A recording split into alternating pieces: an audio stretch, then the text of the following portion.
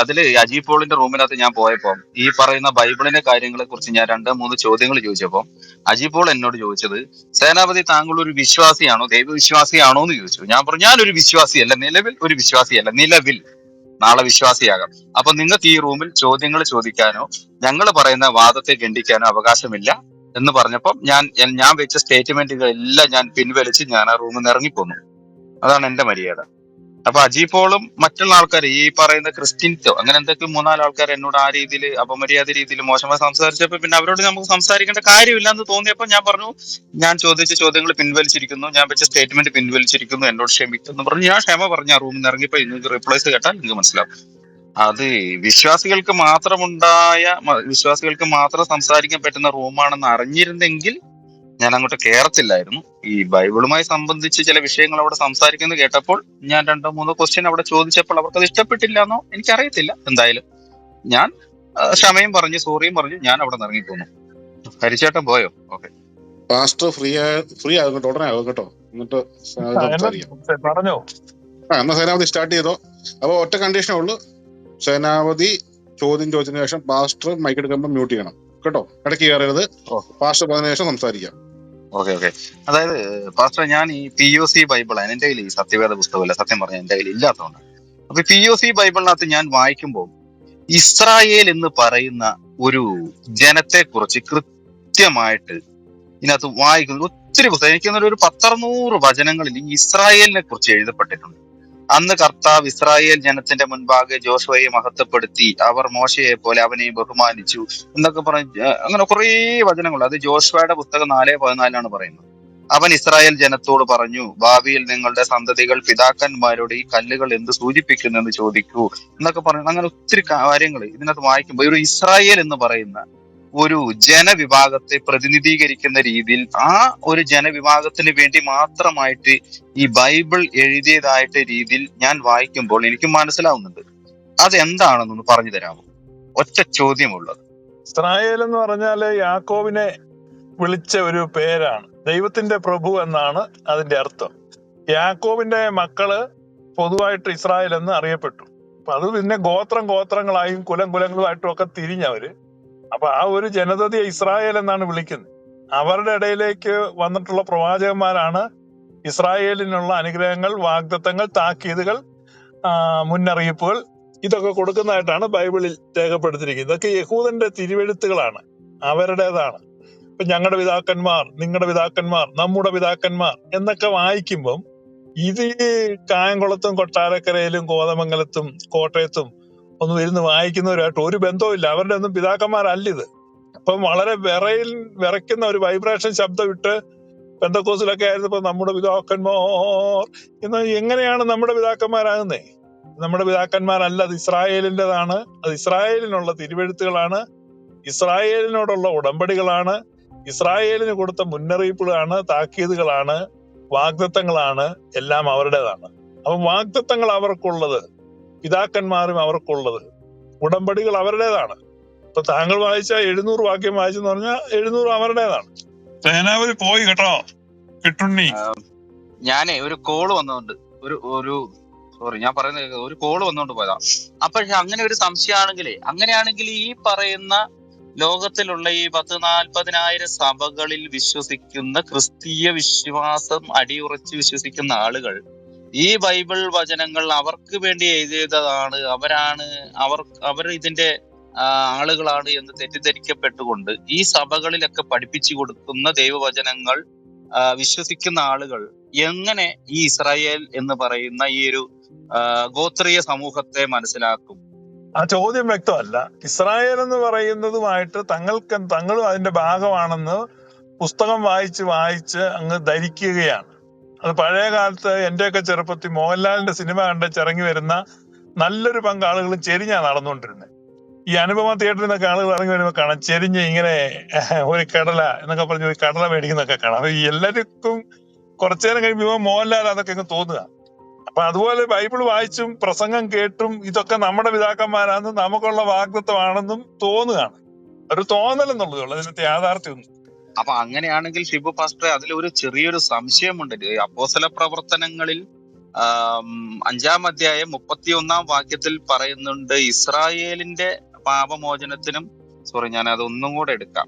അങ്ങനെ ഒരു വചനം അവിടെ എഴുതുമ്പോൾ അവിടെയൊക്കെയാണ് യേശു ക്രിസ്തുവിനെ അയച്ചതെന്ന് കൃത്യമായിട്ട് പറയുന്നുണ്ട്. അപ്പം സ്നാപക യോഹന്നാൻ പറയുന്നത് ലോകത്തിന്റെ പാപം നീക്കുന്ന കുഞ്ഞാടാണ് ഇവൻ, അല്ലെങ്കിൽ ഇതാ ലോകത്തിന്റെ പാപം നീക്കുന്ന കുഞ്ഞാട് എന്ന് പറയുന്നുണ്ട്. അപ്പൊ ഈ രണ്ട് വചനങ്ങളും തമ്മിൽ കൂട്ടി യോജിക്കുമ്പോൾ ലോകത്തിന്റെ പാപം എന്ന് പറയുന്നത് സകലമാന ഭൂമിയിലുള്ള സകല മനുഷ്യരുടെയും പാപം നീക്കാമെന്ന ആളാണ് എന്ന രീതിയിൽ ഒരു തെറ്റിദ്ധാരണ ആ വചനത്തിൽ കാണുമെങ്കിൽ പോലും തൊട്ട് ഈ അപ്പോസ്തല പ്രവർത്തനങ്ങളിലേക്ക് 5-ാം അധ്യായം 31-ാം വാക്യത്തിലേക്ക് വരുമ്പോൾ ഇസ്രായേലിന് അനുതാപവും പാപമോചനവും നൽകാൻ യേശുക്രിസ്തു വന്നതായിട്ട് അവിടെ ഞാൻ ചാറ്റിൽ ഇട്ടിട്ടുണ്ടായിരുന്നു, അവിടെയും കാണുന്നുണ്ട്. എന്നതാണ് താങ്കളുടെ പ്രശ്നം? കാരണം ഒരു കാര്യമുണ്ട്, ചോദ്യം എത്രത്തോളം ഷാർപ്പായിട്ട് ചോദിക്കാവോ അത്രയും ഷാർപ്പായിട്ട് നിങ്ങൾക്ക് ഉത്തരം കിട്ടും. നിങ്ങളൊരു അബ്സ്ട്രാക്ട് ചോദ്യം ചോദിച്ചാൽ എനിക്കൊന്നും പറയാൻ പറ്റത്തില്ല. അല്ല, എന്റെ ഒറ്റ ചോദ്യം വ്യക്തമല്ല സഹോദരൻ, നിങ്ങളൊരു കൃത്യമായ ഒരു ചോദ്യം ചോദിക്കും. ഒന്നും കൂടെ ചോദിക്കാം. അതായത് ഈ രണ്ട് വചനങ്ങളും വെച്ച് കോൺട്രഡിക്റ്റ് വെച്ച് നോക്കുമ്പോൾ ഒരു ഡൗട്ട്, അതായത് ഇസ്രായേൽ എന്ന് പറയുന്ന ഒരു ഗോത്രീയ ദൈവം, ഇസ്രായേൽ മക്കളുടെ ഗോത്രീയ ദൈവമായ യഹോവ അല്ലെങ്കിൽ പിതാവായ ദൈവം, ഈ മക്കളുടെ പാപമോചനത്തിനും അനുതാപത്തിനും വേണ്ടിയിട്ട് മാത്രമാണോ യേശു ക്രിസ്തുവിനെ ഭൂമിയിലേക്ക് അയച്ചത് എന്നുള്ള ഒരു ചെറിയൊരു ഡൗട്ട് ഈ വചനങ്ങൾ വായിക്കുമ്പോൾ എനിക്ക് തോന്നുന്നുണ്ട്. അതുകൊണ്ടാണ് ഞാൻ ചോദിച്ചത്. സകല മനുഷ്യരുടെയും പാപമോചനത്തിന് വേണ്ടിയിട്ട്, അല്ലെങ്കിൽ യേശുവിൽ വിശ്വസിക്കുന്ന സകല മനുഷ്യരുടെയും പാപമോചനത്തിന് വേണ്ടിയിട്ടാണോ യേശു ക്രിസ്തു വന്നത്? കുരിശിലേറ്റി, അതായത് കുരിശുമരണം വഹിച്ച് തളിക്കപ്പെട്ട ഈ പറയുന്ന കാര്യങ്ങളൊക്കെ ചെയ്ത് പുനരുദ്ധാനം ചെയ്ത് പോയത് എന്ന് അതാണോ ഇനി ഈ ഇസ്രായേൽ ജനങ്ങൾക്ക് വേണ്ടി മാത്രം? യേശുക്രിസ്തുവിൽ വിശ്വസിക്കുന്നവരുടെ മാത്രം പാപം മോചിക്കാനല്ല. അതായത് യേശുക്രിസ്തു ഇസ്രായേലിലേക്ക് വന്ന ഒരു പ്രവാചകനായിരുന്നു. അതോടൊപ്പം തന്നെ സർവ്വലോകത്തിന്റെയും പുനഃസ്ഥാപനവും കർത്താവ് നിർവഹിച്ചു. കർത്താവിന്റെ മിഷൻ 2-fold മിഷനാണ്. 2 കാര്യങ്ങളാണ് കർത്താവ് ചെയ്തത്.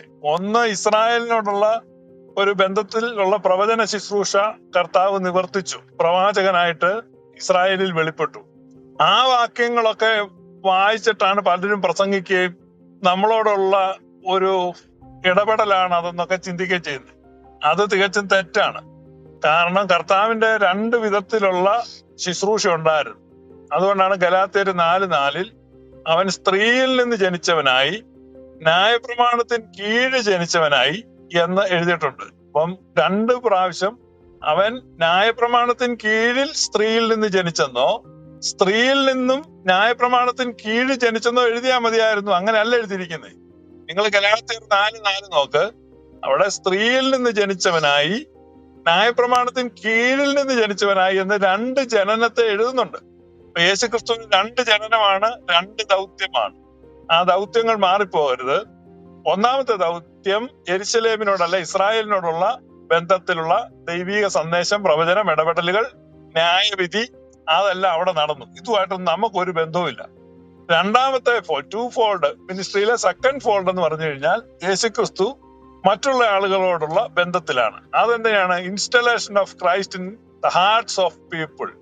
എല്ലാവരുടെയും ഹൃദയങ്ങളിൽ ക്രിസ്തു പ്രതിഷ്ഠിക്കപ്പെട്ടിരിക്കുന്നു. മഹത്വത്തിന്റെ പ്രത്യാശയായ ക്രിസ്തു സകല മനുഷ്യരുടെ ഹൃദയത്തിലുണ്ട്. അത് കർത്താവിന്റെ ഇൻകാർണേഷനിലൂടെ സംഭവിച്ചതാണ്. അതുകൊണ്ടാണ് യേശു ജനിച്ചപ്പോ സകല ജാതികൾക്കും ഉണ്ടാകാനുള്ള ഒരു വലിയ സന്തോഷം നിങ്ങളെ അറിയിക്കുന്നു എന്ന് പറഞ്ഞ്. ആ സന്തോഷവുമായിട്ട് ഈ പറഞ്ഞ കാര്യങ്ങൾക്കൊന്നും ഒരു ബന്ധവുമില്ല. അത് ഇസ്രായേലിനോടുള്ള ബന്ധത്തിൽ നടന്ന കാര്യങ്ങളാണ്. മറ്റേത് സകല ജാതികൾക്കുമുള്ള സൗജന്യമായ കൃപാദാനമാണ്. അത് കൃപയാണ്, അത് ദാനമാണ്, അത് സാർവത്രികമാണ്, അത് സൗജന്യമാണ്. That's A done deal. അത്രേ ഉള്ളൂ. അപ്പൊ അങ്ങനെയാണെങ്കിൽ ഒരു ചെറിയൊരു വചനം കൂടെ ഞാൻ വായിക്കാം. ജെറമ്യാ പ്രവാചകന്റെ പുസ്തകത്തില്, അത് പിന്നെ പെന്തക്കോസ്ത് പുസ്തകത്തില് യെരമ്യാവ് എന്ന് തോന്നുന്നു, 33-ാം അധ്യായം 14-ാം വാക്യത്തിൽ ഇങ്ങനെ എഴുതിയിരിക്കും: ഇസ്രായേൽ ഗോത്രത്തോടും യൂദാ ഗോത്രത്തോടും ഞാൻ ചെയ്ത വാഗ്ദാനം നിറവേറ്റുന്ന ദിവസം ഇതാ സമീപിച്ചിരിക്കുന്നു, കർത്താവ് അരുളി ചെയ്യുന്നു. അതായത് യേശുക്രിസ്തുവിനെ വരവേറ്റാൻ വേണ്ടിയിട്ടുള്ള, അതായത് യേശുക്രിസ്തു എന്ന് പറയുന്ന ദൈവപുത്രൻ വരുന്നു എന്ന് സൂചിപ്പിക്കാൻ വേണ്ടിയിട്ടുള്ള വചനമാണോ ഈ ഒരു വചനം എന്നൊരു ചോദ്യം എനിക്കുണ്ട്. അതാണ് ഈ പറയുന്നേ. അത് ഇസ്രായേൽ ഗോത്രത്തോടും യഹൂദാ ഗോത്രത്തോടും ചെയ്യുന്ന ഉടമ്പടിയും മറ്റും എന്തിനാണ്? നിങ്ങൾക്കുള്ളതാണെന്ന് നിങ്ങൾ തെറ്റിദ്ധരിക്കുന്നേ. ഇതാണ് എംബർ ഇമ്മാനുവേലുകാർ അവിടെ ചെയ്യുന്നത്. പഴയ നിയമത്തിലെ വാക്യങ്ങളെ അടർത്തിയെടുത്ത് അവരുടേതാണെന്നൊക്കെ ചിന്തിക്കുകയും അവരവിടെ കൂടാര പെരുന്നാളും ഒക്കെ നടത്തുകയൊക്കെ ചെയ്യുന്നുണ്ട്. അങ്ങേയറ്റം അപഹാസ്യമായ കാര്യമാണ്. പക്ഷെ അതിന്റെ ലീഡർഷിപ്പിൽ ഇരിക്കുന്നവർക്ക് അറിയാം അവർ ജനങ്ങളെ വഞ്ചിക്കാൻ വേണ്ടിയും ചൂഷണം ചെയ്യാൻ വേണ്ടി അങ്ങനെ ചെയ്യുന്നതാണ്. അപ്പൊ അതുകൊണ്ട് ഈ വാക്യവുമായിട്ടോ ഈ പ്രോമിസുമായിട്ടോ നിങ്ങൾക്ക് ഒരു ബന്ധവും ഇല്ല, എനിക്കും ബന്ധമില്ല, ഇവിടെ ഇരിക്കുന്ന ആർക്കും ഇതുമായിട്ട് ഒരു ബന്ധവും ഇല്ല. ഇത് തികച്ചും ഫോറിൻ സ്ക്രിപ്റ്റേഴ്സ് ആണ്. These scriptures are foreign to you. അത് പൗലോസ് തന്നെ പറയുന്നുണ്ട്, വാഗ്ദത്തത്തിന്റെ നിയമങ്ങൾക്ക് നിങ്ങൾ അന്യരും പരദേശികളുമാണ്. മനസ്സിലായോ? You are aliens. നിങ്ങൾ ഇതെടുത്ത് വായിച്ചിട്ട് ഇത് നിങ്ങളുടെ അന്ന് ചിന്തിച്ച് തലമുണ്ടാക്കിക്കൊണ്ടിരുന്നാൽ എനിക്ക് അതിനകത്ത് ഇപ്പൊ എന്ത് ചെയ്യാൻ പറ്റും സുഹൃത്തെ? നിങ്ങളെ എങ്ങനെ ഹെൽപ്പ് ചെയ്യാൻ പറ്റും? അല്ല, അത് മനസ്സിലായി. എന്തായാലും അത് വളരെ നല്ല രീതിയിൽ താങ്കൾ വ്യാഖ്യാനിച്ചെന്ന്. പക്ഷെ എന്നാൽ ഈ മലാക്കി എന്ന് പറയുന്ന ഒരു പുസ്തകത്തിൽ 4-ാം അധ്യായം 4-ാം വാക്യത്തിന്റെ ഒരു ഇത് വചനം ഞാൻ ചാറ്റിൽ ഇട്ടിട്ടുണ്ട്. അതായത് എന്റെ ദാസനായ മോശയുടെ നമ്മുടെ കീഴ്വായ്പൂരുകാരൻ മലാക്കിയാണോ അതോ ചെങ്ങന്നൂർക്കാരൻ മലാക്കിയുടെ പുസ്തകം? എന്റെ ദാസനായ മോശയുടെ നിയമങ്ങൾ എല്ലാ ഇസ്രായേൽക്കും വേണ്ടി ഞാൻ ഹോറബിൽ വെച്ച് അവന് നൽകിയ കൽപ്പനകളും ചട്ടങ്ങളും അനുസ്മരിക്കുവിൻ. ഇസ്രായേൽക്കാർക്ക് വേണ്ടി ഹോറബിൽ വെച്ച് ഞാൻ അവന് നൽകിയ കൽപ്പനകളും ചട്ടങ്ങളും അനുസ്മരിക്കുവിൻ. സത്യവേദ പുസ്തകത്തിൽ ഈ പുസ്തകം ഉണ്ടോന്ന് എനിക്കറിയത്തില്ല, എന്നാലും ഞാൻ ഈ വചനം ഒന്ന് വായിക്കാം. എന്റെ ദാസനായ മോശയുടെ നിയമങ്ങൾ എല്ലാ ഇസ്രായേൽക്കാർക്കും വേണ്ടി ഹോറബിൽ വെച്ച് ഞാൻ അവന് നൽകിയ കൽപ്പനകളും ചട്ടങ്ങളും അനുസ്മരിക്കുവിൻ എന്ന് പറഞ്ഞുകൊണ്ട് മലാക്കി എന്ന് പറയുന്ന ഒരു പുസ്തകത്തിൽ ഇതൊരു ബൈബിൾ വചനം കിടപ്പുണ്ട്. ഞാനിതിവിടെ ഇട്ടിട്ടുണ്ട്.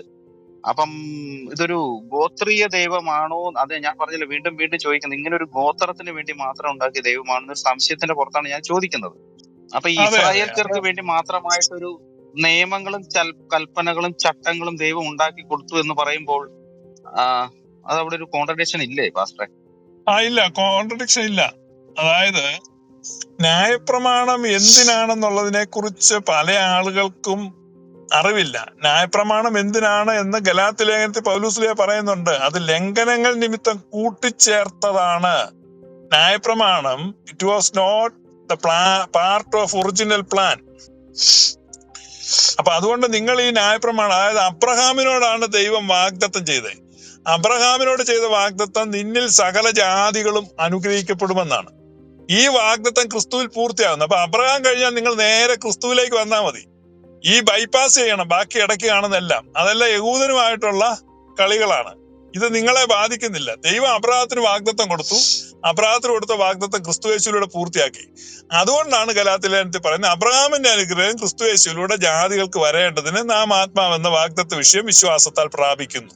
അപ്പൊ അബ്രഹാമിന്റെ അനുഗ്രഹമാണ് നമുക്ക് കിട്ടുന്നത്, മോശയുടെ അനുഗ്രഹമല്ല. അതുകൊണ്ട് അബ്രഹാമിന്റെ ദൈവത്തെയാണ് നമ്മൾ ആരാധിക്കേണ്ടത്, മോശയുടെ ദൈവത്തെ അല്ല. ഇത് നിങ്ങൾ ആ ഇടയ്ക്ക് കൂട്ടിച്ചേർത്ത് അതിലേക്ക് പോകുമ്പോ നിങ്ങൾ തെറ്റിപ്പോകുന്നല്ല, വല്ലാതെ തെറ്റിപ്പോകും. അവിടെയാണ് ഈ കൺഫ്യൂഷൻ മുഴുവൻ ഉണ്ടാകുന്നത്. മനസ്സിലായോ സേനാപതിക്ക്? മനസ്സിലായി. പക്ഷെ അങ്ങനെയാണെങ്കിൽ ഇതില് ഈ പറയുന്ന മത്തായിയുടെ സുവിശേഷത്തിലും പിന്നെ ഈ പറയുന്ന അപ്പോസ്തല പ്രവർത്തനങ്ങളിലൊക്കെ പറയുന്ന ഈ ഞാൻ വായിക്കാം പ്രത്യുത മത്തായി 10:6 ഒരു സെക്കൻഡ്. അത് ഈ മത്തായിയുടെ സുവിശേഷവും ഇതെല്ലാം ഒരു ജൂവിഷ് പശ്ചാത്തലത്തിൽ വന്നിരിക്കുന്ന കാര്യമാണ്. ഇപ്പൊ ഞാൻ പറയുന്ന രീതിയിൽ നിങ്ങൾ വായിക്കുക. കാരണം ഈ ചിലയിടത്ത് പോയി നമുക്ക് വണ്ടി ഓടിച്ച് വഴി തെറ്റിപ്പോവും. അപ്പൊ നിങ്ങൾ എങ്ങനെ എക്സിറ്റ് ആണ്, എങ്ങനെ പോകണമെന്ന് അറിയത്തില്ല. അപ്പൊ ഞാൻ പറഞ്ഞുതരാം പോകേണ്ടത്. ഗലാത്യർ 3:19 വായിക്കുക. ഓക്കെ, ഞാൻ ചാറ്റിൽ ഇട്ടിട്ടുണ്ട്. അത് ഞാൻ ഒന്നുകൂടെ വായിക്കാം. വാഗ്ദാനം സിദ്ധിച്ചവന് സന്തതി ലഭിക്കുന്നത് വരെ പാപങ്ങൾ നിമിത്തം നിയമം നൽകപ്പെട്ടു. ദൈവദൂതന്മാർ വഴി ഒരു മധ്യവർത്തിയിലൂടെ അത് വിളംബരം ചെയ്യപ്പെട്ടു. ഗലാത്യ 3:19 ശരിയാണോ? ശരിയല്ല, തർജ്ജിമ ശരിയല്ല. അതെ, നിങ്ങളുടെ POCയിലെ തർജ്ജിമയാണ്. ഇംഗ്ലീഷ് വായിക്കുക, അല്ലെ സത്യവേദപുസ്തകത്തിൽ വായിക്കുക. ഒന്നിൽ ഇംഗ്ലീഷ് വായിക്കുക, അല്ലെ കാരണം അതിന്റെ ഒരു അർത്ഥം അതിനകത്ത് വരുന്നില്ല. ഇംഗ്ലീഷ് ഇല്ലെങ്കിൽ സത്യവേദ പുസ്തകത്തിൽ നിന്നുള്ളവർ വായിക്കും. ഇവിടെ വേറെ ആളുകൾ സ്പീക്കർ പാനലുണ്ട്, അവർ വായിക്കും. പിന്നെ അവിടെ ഇഷ്ടം പോലെ ആളുകളുണ്ട്. ഒന്ന് വായിക്കുവോ മാഡം? എല്ലാവരുടെയും മൈക്ക് പോയോ? അല്ലല്ല, കേക്കാവോ? ഞാൻ ബൈബിൾ മൈക്ക് എടുത്തോളൂ മാഡം. ആ വചനം ഒന്ന് വായിക്കാവോ? കേട്ടില്ല. എന്തോ നെറ്റ്വർക്ക് പ്രോബ്ലം ആണെന്ന്. ഞാൻ കേൾക്കുന്നുണ്ട് സഹോദര. അത് പെന്തക്കോസിലെ ഒരു കീഴ്വഴക്കമാണ്. പറയുന്ന ആള് തന്നെ വാക്യം വായിച്ചാൽ അത് കള്ളത്തരമാണെന്ന് തോന്നാൻ സാധ്യതയുണ്ട്. വേറൊരാൾ വായിക്കാന്നുള്ളത് പണ്ട് തൊട്ടുള്ള കീഴ്വഴക്കാ. അതുകൊണ്ടല്ല എനിക്ക് വായിക്കാൻ വേണ്ടിയിട്ടല്ല. ഞാൻ വേണം, എനിക്ക് വായിക്കണ്ട, എനിക്ക് ആ വാക്യം കാണാതെ അറിയാവുന്ന. അധ്യായം ഞാൻ അങ്ങനെ കേട്ടില്ല, അന്നമ്മ വേഴ്സ് മേഡം കേട്ടില്ല വായിക്കാൻ ഞാൻ പക്ഷേ. വേണം. അത് വേണ്ട. അതുകൊണ്ടാണ് നിങ്ങളുടെ വിശ്വാസത്തിന് വേണ്ടിയാണ് മറ്റൊരാൾ വായിക്കാൻ ഞാൻ പറഞ്ഞത്. വേഴ്സ് കേട്ടില്ല, വേഴ്സ്. മോനച്ച ഭാഷ വായിച്ചോ പാസ്റ്റഡേ ഉണ്ടെങ്കിൽ. എന്റെ നെറ്റ് സോയി മൈക്ക് പാസ്റ്റ് കേൾക്കുന്നില്ല. വചനം ഉണ്ടോ കയ്യില്? ഇതൊന്ന് ചാറ്റിൽ ഇട്ടാലും മതി, ഞാൻ വായിച്ചോളാം. എന്റെ കയ്യിൽ POC ആയതുകൊണ്ടാണ് പ്രശ്നം. എന്നാൽ ന്യായപ്രമാണം എന്തിന്? വാഗ്ദത്തം ലഭിച്ച സന്തതി വരുവോളം അത് ലംഘനങ്ങൾ നിമിത്തം കൂട്ടിച്ചേർത്തതും ദൂതന്മാർ മുഖാന്തരം മധ്യസ്ഥന്റെ കയ്യിൽ ഏൽപ്പിച്ചതുമത്രേ. ആമീൻ. ഹബീബായി ബാറക്കുമോർ എന്നോട് തോമസ് വായിക്കും. ആയിക്കോട്ടെ, നമുക്കപ്പം വായിച്ചത്. എന്നാൽ ന്യായപ്രമാണം എന്തിന്? വാഗ്ദത്തം ലഭിച്ച സന്തതി വരുവോളം. സേനാപതി ശ്രദ്ധിക്കുന്നുണ്ടോ? കേൾക്കുന്നുണ്ട്. അപ്പം വാഗ്ദത്തം ഒരു സന്തതിക്ക് ലഭിച്ചു. ആ സന്തതി വരുന്ന വരേക്കും മാത്രമുള്ള ഒരു നാടകമാണ് ന്യായപ്രമാണം എന്നാ എഴുതിയിരിക്കുന്നത്. ചാറ്റിൽ ആരെങ്കിലും ഇട്ട് കൊടുത്തിട്ടുണ്ടോ അദ്ദേഹത്തിന് വായിക്കാൻ? മൈക്ക് വർക്ക് ചെയ്യുന്നില്ലായിരുന്നു പാസ്റ്റർ, കേട്ടില്ല. അതാ ഗലാത്യർ. അത് കുഴപ്പമില്ല, വായിച്ചു കഴിഞ്ഞു. ഗലാത്യർ 3:19 ഞാൻ ഒരിക്കൽ കൂടി വായിക്കാം. എന്നാൽ ന്യായപ്രമാണം എന്തിന്? വാഗ്ദത്തം ലഭിച്ച സന്തതി വരുവോളം അത് ലംഘനങ്ങൾ നിമിത്തം കൂട്ടിച്ചേർത്തതും ദൂതന്മാർ മുഖാന്തരം മധ്യസ്ഥന്റെ കയ്യിൽ ഏൽപ്പിച്ചതുമത്രേ. അപ്പോ സേനാപതി ശ്രദ്ധിച്ചോണം. ന്യായപ്രമാണം എന്തുകൊണ്ട് ന്യായപ്രമാണം? ബിക്കോസ് ഓഫ് ട്രാൻസ്ഗ്രഷൻസ്, അതിക്രമങ്ങൾ നിമിത്തം, ലംഘനങ്ങൾ. And it was not the part of original plan. Then what was the original plan? യഥാർത്ഥ പദ്ധതി എന്തായിരുന്നു? അത് 16-ാം വാക്യത്തിൽ വായിക്കാം. 16-ാം വാക്യം തൊട്ടു പുറകിൽ 16, 3:16. അവന്റെ 3:16 വായിക്കുന്നത്. അവന്റെ സന്തതിക്കും വാഗ്ദത്തങ്ങൾ. തെറ്റാണ്. 3:16 വായിക്കേ. 3:16. എന്നാൽ അബ്രഹാമിന് അവന്റെ സന്തതിക്കും വാഗ്ദത്തം ലഭിച്ചു. സന്തതികൾക്കും എന്ന് അനേകരെ കുറിച്ചല്ല, നിന്റെ സന്തതിക്കും എന്ന് ഏകനെ കുറിച്ച് അത്രേ പറയുന്നത്. അത് ക്രിസ്തു തന്നെ. കണ്ടോ പിന്നെ സേനാപതി, ഇവിടെയാണ് അബ്രഹാമിന് കിട്ടിയ വാഗ്ദത്തം ഒരിക്കലും ഇസ്രായേലിന് കിട്ടിയ വാഗ്ദത്തം അല്ല. ഇവിടെയാണ് അബ്രഹാമിന് കിട്ടിയ വാഗ്ദത്തം ഇവരുടേതാണ്. ഞങ്ങൾ അബ്രഹാമിന്റെ സന്തതികൾ. അതിനെയാണ് യേശു കളിയാക്കുന്നത്. നിങ്ങൾ അബ്രഹാമിന്റെ സന്തതികൾ. അബ്രഹാമിന്റെ സന്തതി ഞാനാടാ. കാരണം അബ്രഹാമിന് കിട്ടിയ വാഗ്ദത്തം പ്ലൂറാലിറ്റിയിലല്ല, സിംഗുലാരിറ്റിയാണ്. നിന്റെ സന്തതിക്കും എന്ന് പറഞ്ഞ ഏകനേ ഉള്ളു വാഗ്ദത്തം. സന്തതികൾക്കും എന്ന് അനേകർക്ക് വാഗ്ദത്തമില്ല. അതുകൊണ്ട് അബ്രഹാമിന്റെ വാഗ്ദത്തം ഇസ്രായേൽക്കാർക്ക് ഇല്ല. എംബർ ഇമ്മാനുവേലുകാർ പറയുന്ന പോലെ ഇസ്രായേലിന്റെ കൂടാര പെരുന്നാളും ഇസ്രായേലിന്റെ പെസഹ പെരുന്നാളും ഇസ്രായേലിന്റെ പാപോര പെരുന്നാൾ നടത്തി നിങ്ങൾ ജാഥായി നടത്തി നടക്കുന്നു. പക്ഷെ ലോകം മുഴുവൻ ആളുകൾ ചിന്തിക്കുന്ന ഇസ്രായേലിന് വാഗ്ദത്തം ഉണ്ടെന്നാ. എന്നാൽ പരിശുദ്ധനായ പൗലോസ്ലീഹ വ്യക്തമായ ഭാഷയിൽ പറയുക, ഇല്ല, അവർക്കില്ല. അവരുടെ നല്ലത് ഏകൻ. അതായത് അബ്രഹാമിന് കിട്ടിയ വാഗ്ദത്തം സന്തതിക്കും എന്ന ഏകനാണ് കിട്ടിയത്. ആ ഏകൻ യേശുക്രിസ്തുവാണ്. അപ്പൊ അബ്രഹാം കഴിഞ്ഞാൽ വാഗ്ദാനത്തിന്റെ ട്രെയിനിന്റെ സ്റ്റോപ്പ് എവിടെയാ? യേശുക്രിസ്തുവിലാ. അപ്പൊ നമ്മൾ വളരെ വേഗത്തിൽ ട്രെയിൻ പാളത്തിൽ കൂടെ പോകുമ്പോൾ മോശയും ഏലിയാവും ഒക്കെ താഴെ അങ്ങ് പാടത്ത് നിൽക്കുന്നതാണ്. കൈവീശി കാണിച്ച് അങ്ങ് പൊക്കോണ്ടാ മതി. അവിടെ ചാടാനൊന്നും നോക്കല്ലേ, നിങ്ങൾക്ക് അപകടം ഉണ്ടാവും. പല ആളുകളും ഈ ട്രെയിനിൽ ചാടി കണ്ടം തുണ്ടം മുറിഞ്ഞു കിടപ്പുണ്ട്. ശുഭപീഠയെക്കാളും ഗ്ലോറിയസ് ഗോസ്പൽ ടീമും ഒക്കെ ഇങ്ങനെ ട്രെയിനെ ചാരി ഇരുന്ന് പോകും. അപ്പൊ നിങ്ങളെ കാണുമ്പോൾ ഞങ്ങൾ ചൂളം വിളിക്കും, ഇങ്ങനെ കൂവിക്കൊണ്ട് അങ്ങ് പോകത്തേ ഉള്ളൂ. കാരണം ഞങ്ങൾക്ക് അബ്രഹാം കഴിഞ്ഞാൽ പിന്നെ സ്റ്റോപ്പ് യേശുവിലേ ഉള്ളൂ. നിങ്ങളെ ഇടയ്ക്ക് ഇറങ്ങുന്ന പ്രശ്നം മനസ്സിലായോ സേനാപതിക്ക്?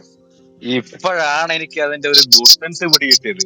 ഇത്രയും നാള് എന്റെ പൊന്നും എന്റെ തല പുകഞ്ഞ് ആലോചിച്ച് ഞാൻ എവിടെയൊക്കെ കടന്നു. അല്ല, അന്നേരം ഞാനൊരു സംശയം ചോദിക്കട്ടെ. അപ്പൊ ഈ യാക്കോബിന്റെ സന്തതി പറയപ്പെട്ട ഇസ്രായേൽ ജനങ്ങള് അവർക്ക് എന്ത് വാഗ്ദത്താ കിട്ടിയത്? ഒരു ചെറിയ ഡൗട്ട്. അവർക്ക് മെറ്റീരിയൽ ബെനിഫിറ്റ്സ് ആണ് സഹോദര. അബ്രഹാമിന് അനുഗ്രഹങ്ങളുണ്ട്. ഷുവർലി അബ്രഹാമിക്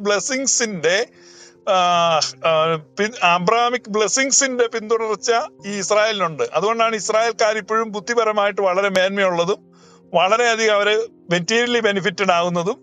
ഇപ്പൊ തന്നെ അവർക്ക് ഏറ്റവും കൂടുതൽ നൊബേൽ പ്രൈസുകൾ കിട്ടുന്നു. അത് അബ്രഹാമിന്റെ ജഡീകമായ അനുഗ്രഹമാണ്.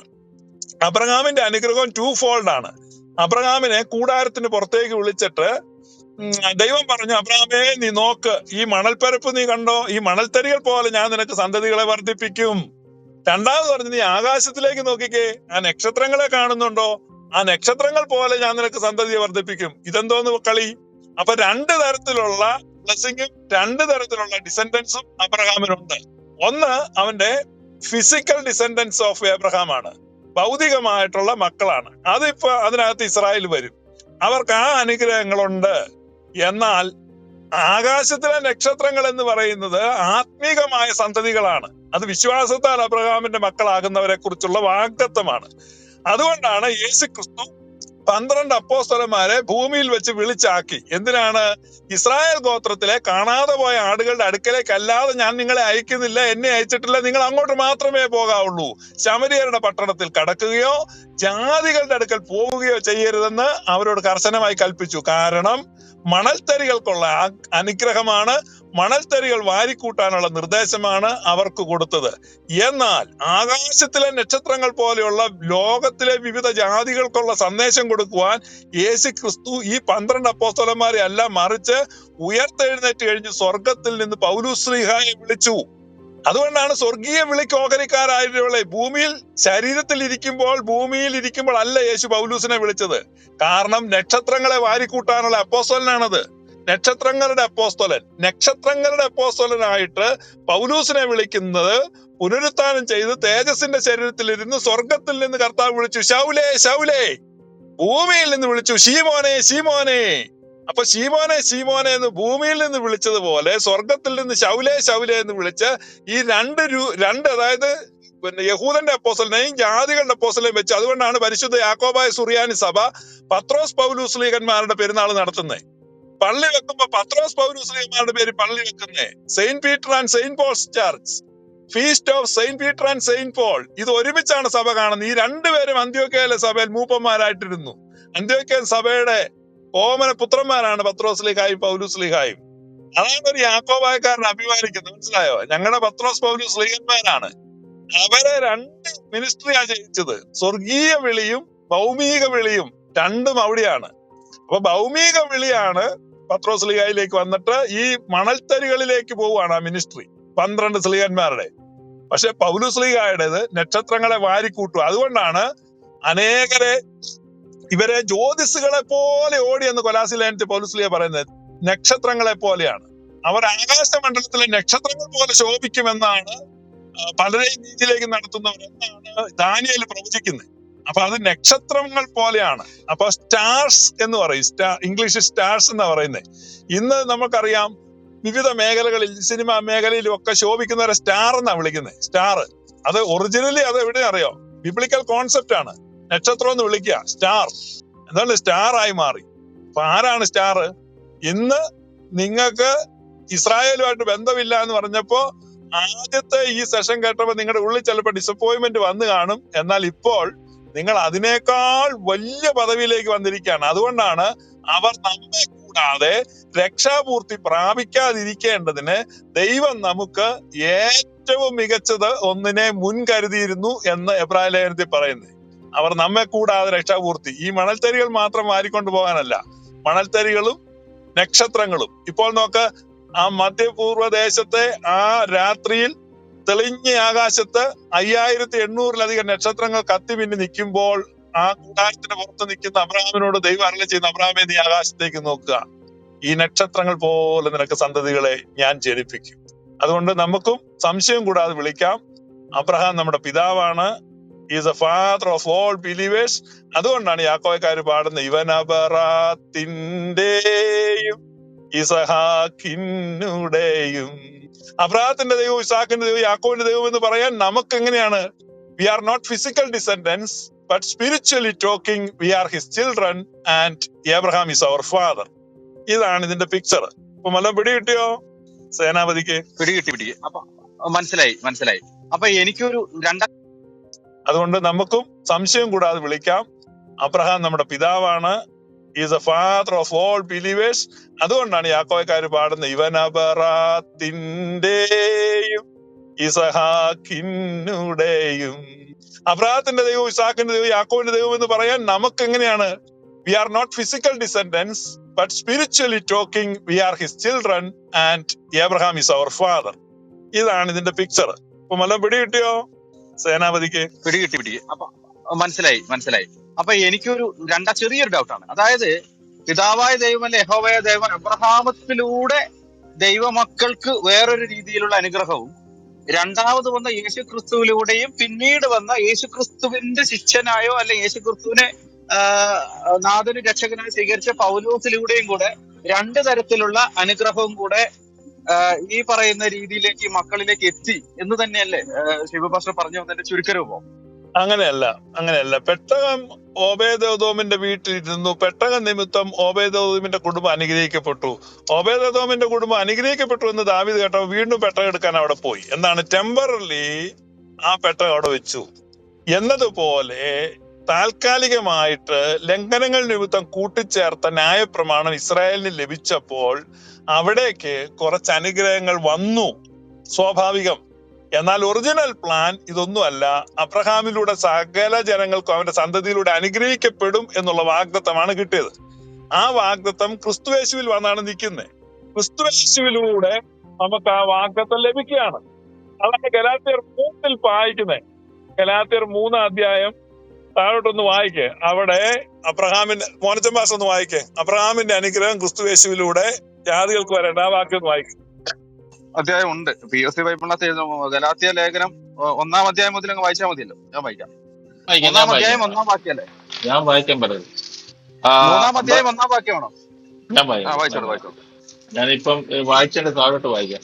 എന്നാൽ അബ്രഹാമിനും അവന്റെ സന്തതിക്കും വാഗ്ദത്തങ്ങൾ ലഭിച്ചു, സന്തതികൾക്കും എന്ന് അനേകരെ കുറിച്ചല്ല, നിന്റെ സന്തതിക്കും എന്ന് ഏകനെ കുറിച്ച് അത്ര പറയുന്നത്. അത് ക്രിസ്തു തന്നെ. ഞാൻ പറയുന്നതിന്റെ താല്പര്യമോ 430 ആണ്ട് കഴിഞ്ഞിട്ടുണ്ടായ ന്യായപ്രമാണം വാഗ്ദത്തത്തെ നീക്കുവാൻ തക്കവണ്ണം അത് ദൈവം മുമ്പ് ഉറപ്പാക്കിയ നിയമത്തെ ദുർബലമാക്കുന്നില്ല.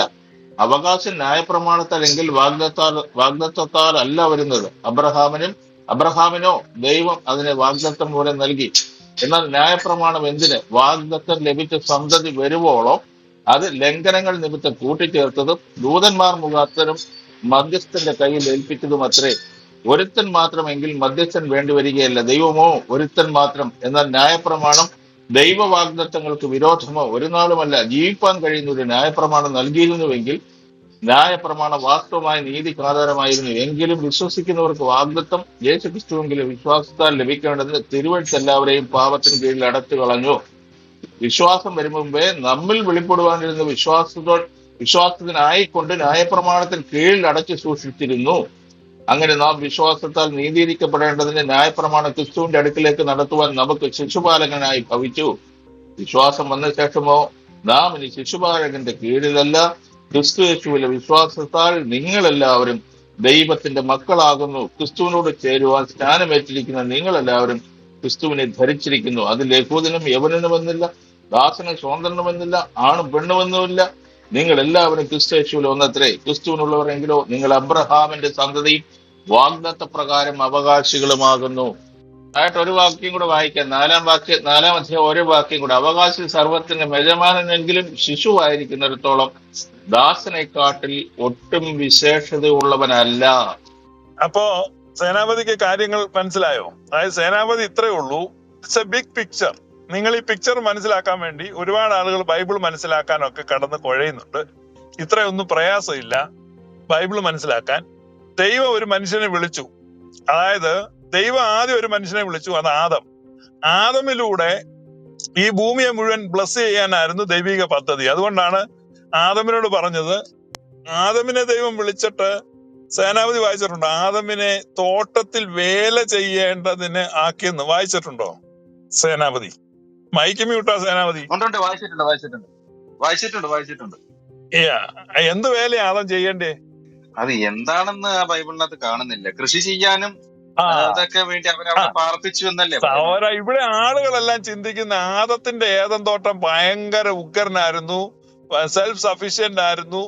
ഓരോ മാസം ഇങ്ങനെ പഴങ്ങളും എല്ലാം ഇങ്ങനെ കായ്ച്ചു തൂങ്ങി കിടക്കും, ചുമ്മാ പറിച്ച് തിന്നേച്ച് കിടന്നുറങ്ങിയാൽ മതി, പിന്നെ ഇടയ്ക്ക് മനോരമ പത്രം വായിക്കുക, ഇങ്ങനെയൊക്കെ ആണ് ആളുകൾ ചിന്തിക്കുന്നേ. അങ്ങനെയാണോ ഏദനി? അപ്പൊ ഏദനിൽ എന്തായിരുന്നു? ഏദൻ എന്ന് പറഞ്ഞാൽ ഏതാണ്ട് ഭയങ്കര എയർ കണ്ടീഷൻ സെറ്റപ്പിൽ ഇങ്ങനെ ഒരു ഗാർഡൻ, ഗ്ലാസിനകത്ത് ഇങ്ങനെ എല്ലാം. ഇതൊക്കെയാണ് ആളുകൾ ചിന്തിക്കുന്നത്. അങ്ങനല്ല. വേല ചെയ്യാനും കാപ്പാനൊന്നുമില്ലേ പാസ്റ്റർ? അപ്പം ഏദൻ തോട്ടാ സൂക്ഷിക്കണം, അത് അവിടെ വേല ചെയ്യണം. അപ്പൊ it was a ministry given to Adam. അല്ലാതെ ആദമിനെ ഒരു പെർഫെക്റ്റ് പ്ലേസിലാക്കി. അയ്യോ, അങ്ങനെ ഒരു പെർഫെക്റ്റ് പ്ലേസിലും ആദത്തെ ആക്കിയിട്ടില്ല. അവിടെ വേലയുണ്ടായിരുന്നു. He had to labour, he had to protect his garden. അപ്പൊ ഒരു മിനിസ്ട്രിയാണ്, ഒരു മിഷനാണ് ആദമിന് കൊടുത്ത മനുഷ്യവർഗത്തെ നന്നാക്കാൻ. എന്താണ്? Expand the garden. അപ്പൊ ഗാർഡൻ എക്സ്പാൻഷൻ എന്നുള്ള മിനിസ്ട്രി ആയിരുന്നു ആദമിന്. Adam miserably failed. അപ്പൊ എന്ത് ചെയ്തു?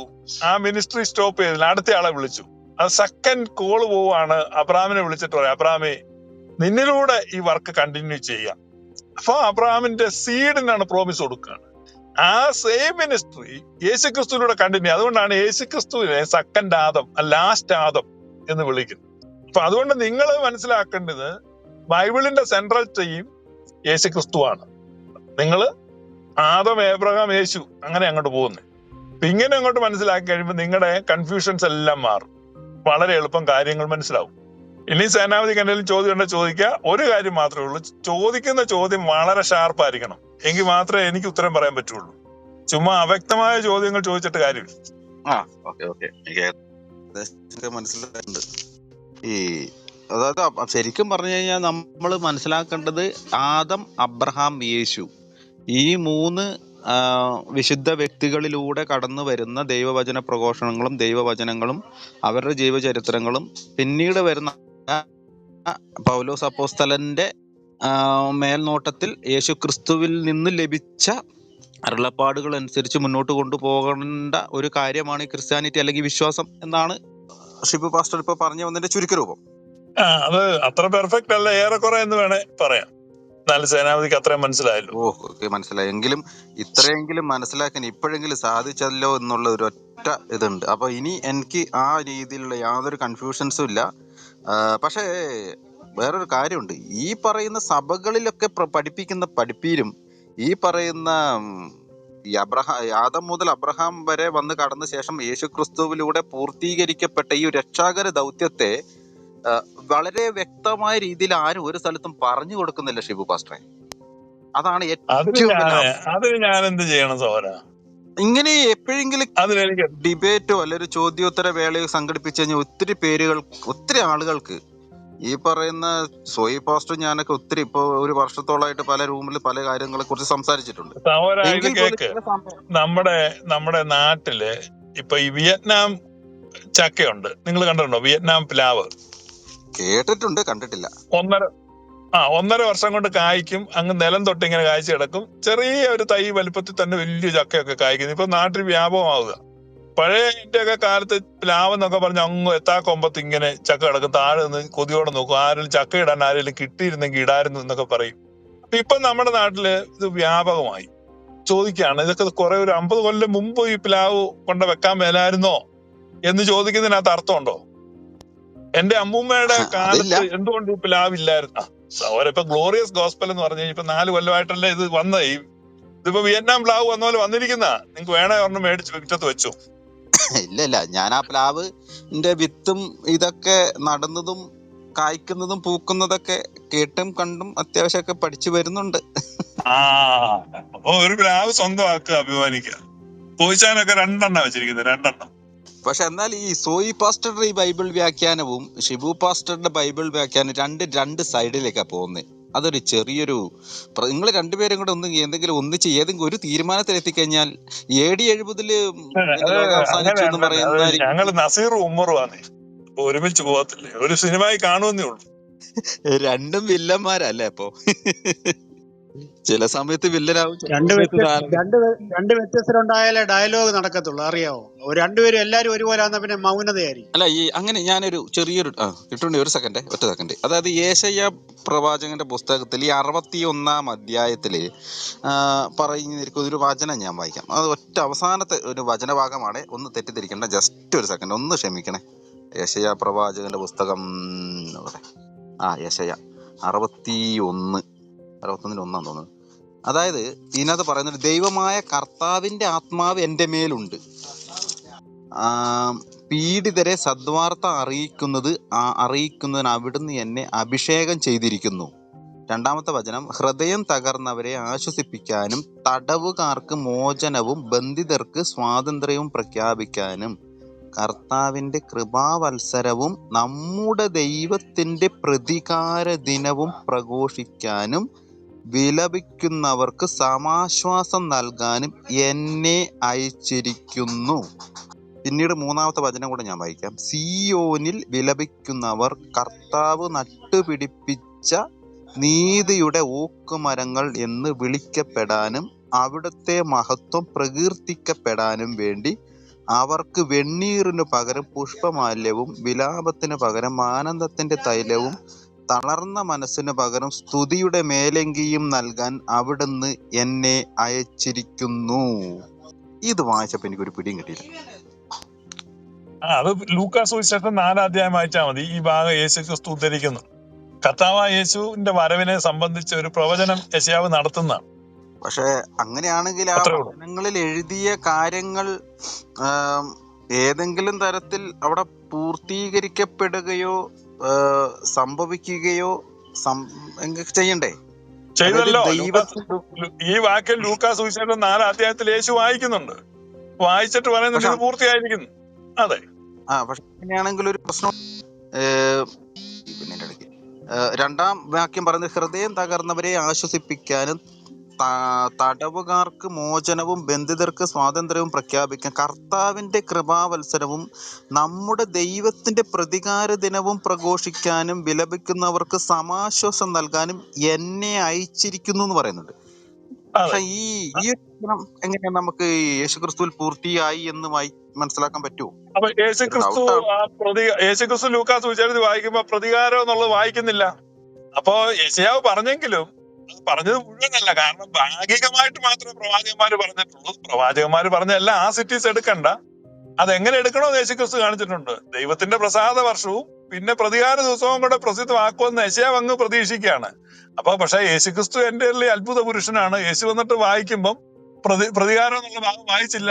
പ്രസാദ വർഷം പ്രസിദ്ധമാക്കാൻ എന്നെ അയച്ചിരിക്കുന്നു പറഞ്ഞൊരു പുസ്തകം മടക്കി.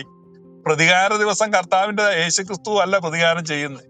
അപ്പൊ അത് യഹൂദന്റെ ടിപ്പിക്കൽ പരിസരങ്ങളിൽ നിന്ന് അവന്റെ സ്വാധീനങ്ങളിൽ നിന്ന് വന്ന ഒരു പ്രവചനമാണ് പ്രതികാര ദിവസം എന്നുള്ളത്. അത് കർത്താവ് വായിച്ചില്ല. മനസ്സിലായോ?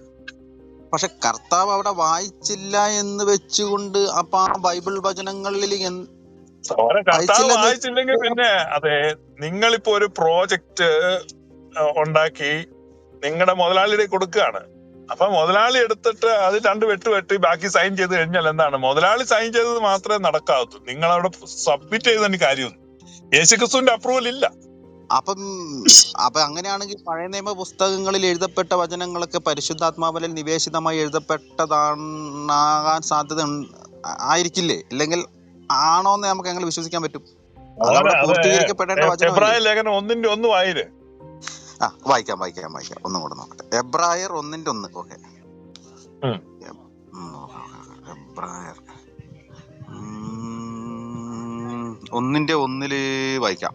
പൂർവകാലങ്ങളിൽ പ്രവാചകന്മാർ വഴി വിവിധ ഘട്ടങ്ങളിലും വിവിധ രീതികളിലും ദൈവം നമ്മുടെ പിതാക്കന്മാരോട് സംസാരിച്ചിട്ടുണ്ട്.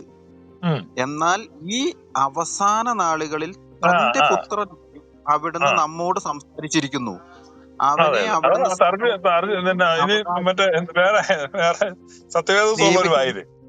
ഞാൻ വായിക്കാം. സകലത്തിന്റെ അവകാശിയായി നിയമിക്കുകയും അവൻ മുഖേന നിങ്ങളുടെ PSC മതിയെന്നേ. സത്യവേദസം ഉള്ളവരാരെങ്കിലും ഒന്ന് വായിക്കും. ആരെങ്കിലും ഒന്ന് വായിക്കാവോ? സോയി പാസ്റ്റർ, ജോർജ് ചായ, സച്ചി, അറിയത്തില്ല. ഏതാ വാക്യം? എബ്രായർ 1:1. എബ്രായർ 1:9. എബ്രായർ 1:1. ദൈവം പണ്ട് ഭാഗമായിട്ടും വിവിധമായിട്ടും പ്രവാചകന്മാർ മുഖാന്തരം പിതാക്കന്മാരോട് അരുളി ചെയ്തിട്ട്. അപ്പൊ ഇത് ഭാഗമായിട്ടാണ് സോര, ഭാഗികമായ അരുളപ്പാടുകളാണ് വന്നത്, ഫുൾ അരുളപ്പാടല്ല. അപ്പൊ അതിനകത്ത് ചെറിയ ചെറിയ ദൈവികമായ അരുളപ്പാടുകൾ ഉണ്ടെന്നേ ഉള്ളൂ. മനസ്സിലായോ സേനാപതി? മനസ്സിലാവുന്നൊക്കെ ഉണ്ട്. അതിനകത്ത് ഭാഗമുള്ള. അപ്പൊ അതുകൊണ്ട് അതിനെ എങ്ങനെ എടുക്കണമെന്ന് യേശുക്രിസ്തു കാണിച്ചു തന്നു. അതിനെയാണ് ഓർത്തോടോമിയോ എന്ന് പറയും. Rightly divide the scripture. You have to divide the scripture in a right manner. അല്ലാതെ നമ്മള് നിങ്ങൾക്കിപ്പോ ഒരു ചക്ക കൊണ്ട് തരികയാണ്, നിങ്ങളുടെ വളരെ പ്രിയപ്പെട്ട ഒരാളാണ് ഒരു ചക്ക തരുന്നത്. അവർ തന്നതല്ലെന്ന് വെച്ചാൽ നിങ്ങൾ ചക്ക മുറിച്ച് അതേപടി തിന്നുവോ? അതോ അതിന്റെ തൊണ്ട് മാറ്റി, മുള്ളുള്ള തൊണ്ട് മാറ്റി, ചകിണി മാറ്റി, അരക്ക് മാറ്റി, പിന്നെ കുരു മാറ്റി അതിന്റെ പാട മാറ്റി ഇങ്ങനെ ക്ലിയർ ആക്കി ആ ചുള എടുത്ത് തിന്നുവോ? എങ്ങനെയാ നിങ്ങൾ തിന്നുന്നേ? അതിപ്പോ എങ്ങനെയാ നമുക്ക് പറ്റാവുന്ന പോലെ തിന്നും, അത്രേ ഉള്ളൂ. അതല്ല, നിങ്ങളൊരു ചക്ക കിട്ടിയാൽ ആസിറ്റീസ് അത് തിന്നു, ഒരു തേങ്ങ കിട്ടിയാൽ അത് പൊതിക്കാതെ വിഴുങ്ങോ? അതൊന്നുമില്ല, നമ്മളതിന് ആവശ്യമുള്ള ഭാഗങ്ങൾ തപ്പിപ്പിടിച്ചെടുത്ത്. അപ്പൊ ഈ നേച്ചറിലേക്ക് നോക്കുമ്പോ ചക്കയും തേങ്ങയും ഒക്കെ നമുക്ക് കിട്ടുന്നത് എങ്ങനെയാ? റൈറ്റ്ലി ഡിവൈഡ് ചെയ്യാണ്. റൈറ്റ് മാനറിൽ നമ്മൾ ഡിവൈഡ് ചെയ്തിട്ടാണ് അത് കഴിക്കുന്നത്. അതുപോലെയാണ് ബൈബിള്, പഴയ നിയമ പ്രവചനം നിങ്ങളുടെ ഒരു പൊതിക്കാത്ത തേങ്ങയോ മുഴുത്ത ചക്കയോ പോലെയാണ്. നിങ്ങളത് ഡിവൈഡ് ചെയ്ത് അതിനകത്ത് നിന്ന് ചുളയെടുത്ത് തിന്നണം, മനസ്സിലായില്ലേ? പക്ഷെ അങ്ങനെയാണെങ്കിൽ ചൊളയെടുത്ത് തിന്നാലും നിങ്ങൾക്ക് ആ ശാപം കിട്ടുമെന്ന് പറഞ്ഞ് എഴുതി വെച്ചേക്കുന്നുണ്ട്. അതായത് ഇത് ഈ ഗ്രന്ഥത്തിലെ പിന്നെ വള്ളിയോ പുള്ളിയോ തെറ്റരുതെന്നോ അങ്ങനെ ഒരു പിന്നെ മാത്രമല്ല എഴുതിയ ഒരു ഭീഷണിപ്പെടുത്തുന്നല്ലേ. പക്ഷെ അങ്ങനെയാണെങ്കിൽ പരിശുദ്ധാത്മാവ് നിവേശിതമായിട്ട് ഇത് ഭീഷണിപ്പെടുത്തിക്കൊണ്ട് എഴുതപ്പെടുന്നത് ആയിട്ട് നമുക്ക് എങ്ങനെ കാണാൻ പറ്റുമോ? പരിശുദ്ധാത്മാവ് ദൈവത്തിന്റെ ആത്മാവ് എങ്ങനെ ഭീഷണിപ്പെടുത്തുന്നത്? അല്ലെങ്കിൽ ഇവർക്കുള്ളിൽ ദൈവത്തിന്റെ സഹോദര, അത് പരിശുദ്ധാത്മാവിലല്ല പൂർണ്ണമായിട്ടും. ഉദാഹരണം പറഞ്ഞ പത്രോസ്ലീഹ പറഞ്ഞു, നീ ജീവനുള്ള ദൈവത്തിന്റെ പുത്രനായ ക്രിസ്തുവാണ്. അപ്പോ യേശു പറഞ്ഞു, ബെറിയോനെ ശീമോനെ, ഇത് ജഡരക്തങ്ങളല്ല, surely it is from my heavenly father, എന്റെ സ്വർഗസ്ഥനായ പിതാവാണ് ഇത് നിനക്ക് വെളിപ്പെടുത്തിയത്, നീ ഭാഗ്യവാൻ. ഒരു 10 മിനിറ്റ് കഴിഞ്ഞപ്പോഴേക്കും പത്രോസ് അടുത്തത് പറഞ്ഞു, കർത്താവേ നിനക്ക് അത് സംഭവിക്കരുത്. അപ്പൊ യേശു പറഞ്ഞു, സാത്താൻ എന്നെ വിട്ടുപോകും. അപ്പൊ ഈ പത്രോസിൽ നിന്ന് തന്നെയാണ് ഈ ദൈവികമായ ഒരു വെളിപ്പാട് വന്നത്. ആ പത്രോസിൽ നിന്ന് തന്നെയാണ് മാനുഷികമായ ഒരു ചിന്ത വന്നത്. അതുപോലെ പഴയ നിയമത്തിലെ പ്രവാചകന്മാർക്കും ദൈവികമായ വെളിപ്പാടുകളും അരുളപ്പാടുകളും ഉള്ള പോലെ തന്നെ അവരുടെ സംസ്കാരത്തിൽ നിന്നും അവരുടെ പശ്ചാത്തലത്തിൽ നിന്നും അവരുടെ ഭയങ്ങളിൽ നിന്നും അവരുടെ ബലഹീനതകളിൽ നിന്നുള്ള വാക്യങ്ങൾ അതിനകത്ത് വന്നിട്ടുണ്ട്. അതുകൊണ്ട് നമ്മൾ എന്ത് ചെയ്യണം? നമ്മൾ അതിനെ റൈറ്റ്ലി ഡിവൈഡ് ചെയ്യണം. അതാണ് 2 തിമോത്തി 2:15 പറയുന്നത്. സത്യവചനത്തെ യഥാർത്ഥമായി പ്രസംഗിച്ചുകൊണ്ട് ലജ്ജിപ്പാൻ സംഗതി ഇല്ലാത്ത വേലക്കാരനായി ദൈവത്തിന് കൊള്ളാകുന്നവനായി നിൽപ്പാൻ ശ്രമിക്കുക. You have to divide the scripture in a right manner. അത് മുഴുവനും അതേപടി എടുക്കല്ല. അതിനെയാണ് ഓർത്തോടോമിയോ എന്ന് പറയും. റൈറ്റ്ലി ഡിവൈഡ് ചെയ്യണം. ഓക്കെ. അത് ഏകദേശം എന്റെ ഡൗട്ടുകളൊക്കെ ഒരു 90% എനിക്ക് മനസ്സിലായിട്ടുണ്ട്. അപ്പൊ ഇനി വേറെ ആർക്കെങ്കിലും എന്തെങ്കിലും കാര്യങ്ങൾ ഞാൻ ഈ ചോദിച്ച ചോദ്യങ്ങളുമായി അടുത്ത ആള് വരുന്നുണ്ട്. പിന്നെ അങ്കിളെ കിട്ടുണ്ണി, ഈ പുള്ളിയെ പോസ്റ്റ് ഓപ്പറേറ്റീവ് വാർഡിലോട്ട് ഇട്ട് ട്രിപ്പ് കൊടുത്തിട്ടേക്ക്. എന്നെ ഐസിയിലോട്ട് കേട്ടിട്ടേരെ. ഐസിയൊന്നുമില്ല, പോസ്റ്റ് ഓപ്പറേറ്റീവ് വാർഡിലിട്ട് ട്രിപ്പ് കൊടുത്തേക്ക്. ഇല്ല, ഇത്ര നേരം ഐസിയുലായിരുന്നു, ഞാനിപ്പോ വാർഡിലേക്ക് മാറി. ഐസിയുന്ന് വാർഡിലേക്ക് മാറി. ഇനി അവിടെ നിന്ന് ഡിസ്ചാർജ്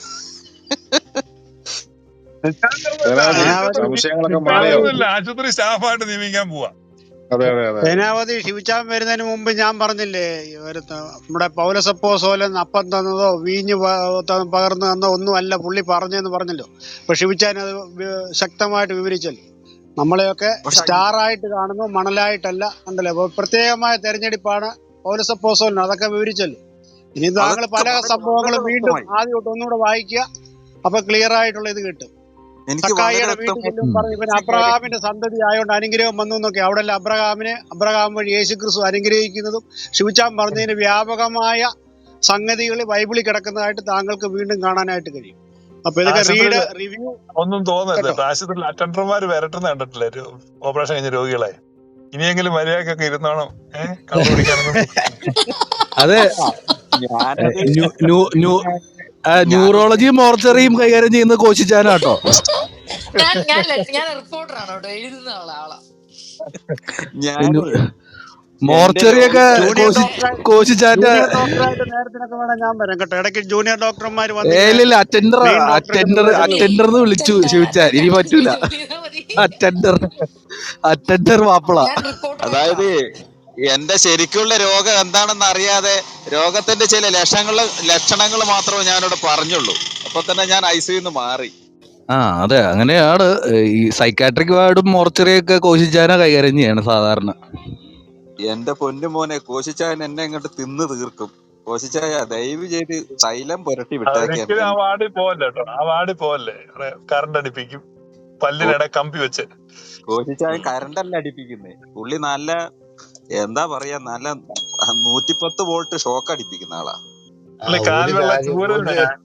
ഒറ്റ ഒരു കാര്യം പറയട്ടെ, ദയവ് ചെയ്ത് ജോർജാൻ പറഞ്ഞൊക്കെ ഉള്ളു, അവസാനത്തെ ആ ഉപദേശം വേണ്ട.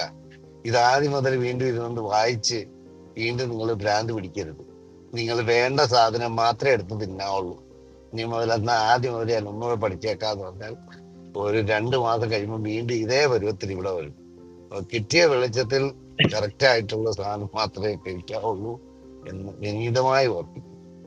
എന്തായാലും ഇതെല്ലാം കഴിഞ്ഞ സ്ഥിതിക്ക് അവസാനമായിട്ട് ഞാൻ ഈ ബെഡിൽ നിന്ന് എഴുന്നേൽക്കാൻ പോവാണ്. അപ്പൊ ഒരു ആപ്പിള് തിന്നാൻ കൊതിയുണ്ട്. അപ്പൊ ഒരൊറ്റ ചോദ്യം കൂടെ, ഈ ദൈവവചന പ്രഘോഷണത്തിലൂടെയും ഈ പറയുന്ന കരിസ്മാറ്റിക് യോഗത്തിലൂടെ ഈ പാട്ടൊക്കെ പാടി യേശുവിനെയൊക്കെ ഇവരെ ആരാധിച്ചിങ്ങനെ ആരാധനയൊക്കെ കഴിഞ്ഞ ഈ രോഗികൾക്ക് ശുശ്രൂഷ ലഭിക്കുന്ന, ഈ രോഗം മാറുന്ന രീതിയിലൊക്കെ ഞാൻ അനുഭവങ്ങൾ കേട്ടിട്ടുണ്ട്, ഞാൻ നേരിട്ട് കണ്ടിട്ടില്ല.